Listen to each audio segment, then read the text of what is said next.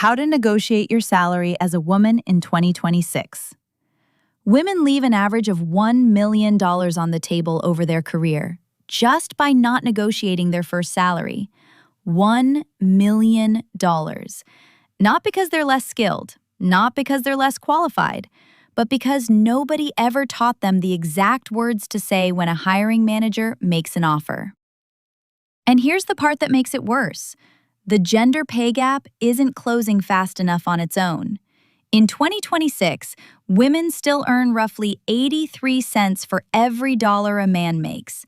That gap compounds every single year. Every raise, every bonus, every retirement contribution, all calculated off a lower base. But today, that changes for you. Let's talk about why this keeps happening. Because it's not about confidence. Stop letting anyone tell you it's just a confidence problem. The research is clear. Women who negotiate are often labeled as aggressive or difficult. Men who negotiate are labeled as go-getters. Same behavior, completely different perception. So women learn early that negotiating feels risky. There's a social penalty attached to it that men simply don't face at the same level. And then there's the information gap. Most women don't know their market value. They walk into a negotiation armed with hope and a prayer while the hiring manager is sitting on salary data, budget ranges, and years of negotiation practice. That's not a fair fight. And if you've ever accepted an offer without negotiating, you know exactly what I'm talking about. That feeling 3 months later when you find out your male colleague with less experience is making $12,000 more than you? It stings, and it's not okay. But here's the good news. Negotiation is a skill. It's learnable.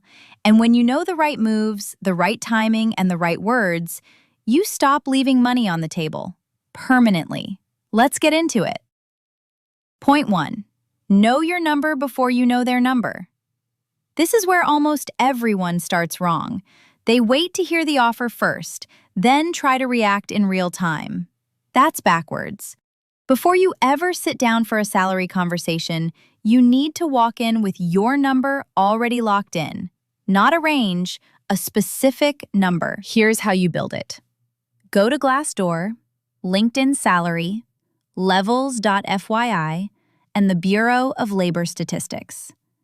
Pull salary data for your exact role, your exact city, and your years of experience. Cross-reference at least 3 sources. Then, take the 75th percentile. Not the median, the 75th. Why? Because you're not average. And even if you were, the median is pulled down by people who didn't negotiate. Let's say you're a marketing manager in Austin, Texas. The median salary is $92,000, but the 75th percentile is $109,000. That's your anchor number. That's what you ask for. Concrete example. Sarah is a software engineer in Chicago. She researches her market rate and finds the median is $115,000. She targets $132,000. She gets a first offer of $110,000. Because she already had her number, she doesn't panic. She counters with $130,000. They meet at $122,000. That's $12,000 more per year, just because she did her homework before the call. Point 2. Never give the first number. But here's what most people don't know, and this is worth pausing on. Whoever gives the first number in a negotiation loses leverage, every time.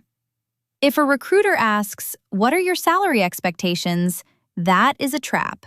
A polite, professional trap. Because if you say a number first, you've just set the ceiling of the negotiation. If your number is too low, they'll happily accept it.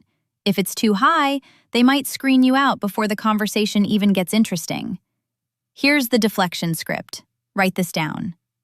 When they ask what you're expecting, you say, "I'm really focused on finding the right fit and learning more about the full scope of the role. I'd love to hear what budget range you've set aside for this position." That's it. Turn it back. Keep your number in your pocket until you hear theirs. Now, some states actually require companies to post salary ranges. California, New York, Colorado, Washington, they all have pay transparency laws. In 2026, more states are adding to that list, so check your state first. You may be able to skip this dance entirely because the range is already posted. Point 3. The counter offer formula. Okay, so you've received an offer. They've given you a number. Now what? Do not respond immediately. Even if the offer is great, even if you're doing a happy dance inside, pause. Say, "Thank you so much. I'm really excited about this opportunity. Can I have until specific day to review the full offer?" That's normal. That's professional. Any company that pressures you to decide on the spot is showing you a red flag right there. Now, when you counter, use this formula. Ask for 8 to 15% above their offer, depending on your leverage. Always counter in writing. And always give a brief, confident reason anchored to your market data. Here's exactly what that email looks like. "Thank you so much for the offer. After carefully reviewing it and researching market compensation for this role, I'd like to propose a base salary of your number. This reflects the current market rate for someone with my background in specific skill, and I'm confident I'll bring significant value from day one. I'm very excited about joining the team and hope we can make this work." Short, professional, warm but firm. No apologies. No, "I was just wondering if maybe, possibly," none of that. Point 4. Salary negotiation with multiple offers is a superpower. This one changes everything. If you're interviewing at multiple companies at the same time, which you should be doing, having competing offers is the single most powerful negotiation tool in existence. Here's why. Companies want to win. When they know there's competition for you, the entire dynamic shifts. You go from being a candidate to being a commodity they need to secure. Let's say Company A offers you $88,000. Company B offers you $96,000. You go back to Company A and say, "I've received another offer that's higher than what you've proposed. I'd really prefer to be at your company and I'm hoping we can close the gap. Is there flexibility to come up to $95,000? That's not aggressive, that's just business. Now, you don't have to name the other company. You don't have to prove the offer in writing unless they specifically ask. You simply use it as leverage to have a real conversation. Companies routinely bump offers by 10 to 20% when a competing offer exists. I've seen it happen with an extra $15,000 just from one conversation. Point 5. Negotiate the whole package, not just the salary. But here's what most people don't know. Base salary is only one piece of a much bigger pie. Let's say you've pushed the base salary as far as it can go. They're stuck at a hard ceiling. That doesn't mean negotiation is over. You can negotiate. Signing bonus, annual bonus percentage, equity or stock options, remote work flexibility, extra vacation days, professional development budget, accelerated performance review timing, and even your job title, which affects your next negotiation at the next company. Here's the thing about signing bonuses specifically. Companies often have more flexibility in a one-time payment than they do in adjusting base salary. Why? Because base salary affects their annual budget every single year. A signing bonus is a one-time line item, so if they say the salary is firm, ask for a signing bonus to close the gap. Real example. Jessica is negotiating a new job offer in finance. The company caps out at $105,000 in base pay. She asks for a $15,000 signing bonus, an extra 5 vacation days, and a 6-month performance review instead of 12 months. She gets the bonus and the early review. That early review leads to a 7% raise 6 months later. Over 12 months, she made more than if she'd just fought for a higher base. Negotiate the whole package, always. Point 6. How to negotiate a salary increase at your current job. This is where so many women leave money sitting on the table for years. Loyal, hardworking, waiting to be recognized, waiting for someone to notice. Nobody's coming. You have to ask. The best time to ask for a raise is right after a win. You closed a big deal. You launched a successful project. You got excellent performance feedback. Strike while the iron is hot. Here's your raise script. Schedule a dedicated meeting with your manager.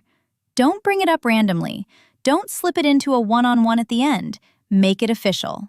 Then say, I'd like to discuss my compensation.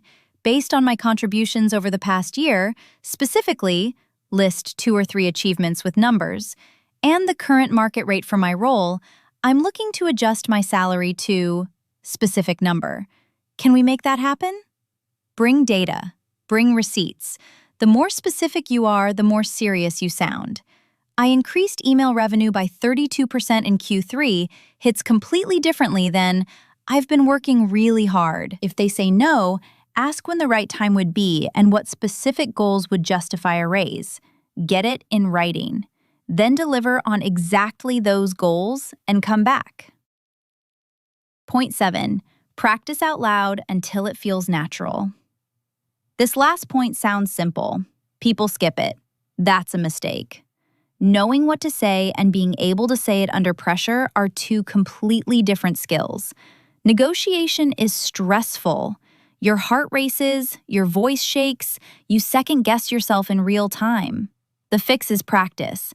Literal, out loud, awkward, in front of a mirror practice. Find a friend, a mentor, or a career coach. Run the negotiation scenario like a role play. Say the words out loud until they don't feel weird anymore, until the silence after you make your ask doesn't send you rushing to fill the dead air with apologies and backtracking. That silence? That's good. That means they're considering it. Let them sit in it. Stay quiet. The first person to speak after a counteroffer loses leverage. Practice the silence too. Women who negotiate consistently earn between $1 and $2 million more over a 40-year career than women who don't. That's not a motivational poster stat. That's math. And you just learned how to do the math in your favor. You now have the entire playbook: market research, deflection scripts, counteroffer formulas, multiple offer leverage, full package negotiation, raise strategies, and practice frameworks. The only thing left is to actually use it. If this video helped you, subscribe right now, because every week we break down real money strategies built specifically for where you are in life. And watch our video on how to build an emergency fund before your next career move, because salary is only one part of financial security. That video is coming up next. Your next offer is going to be different. Go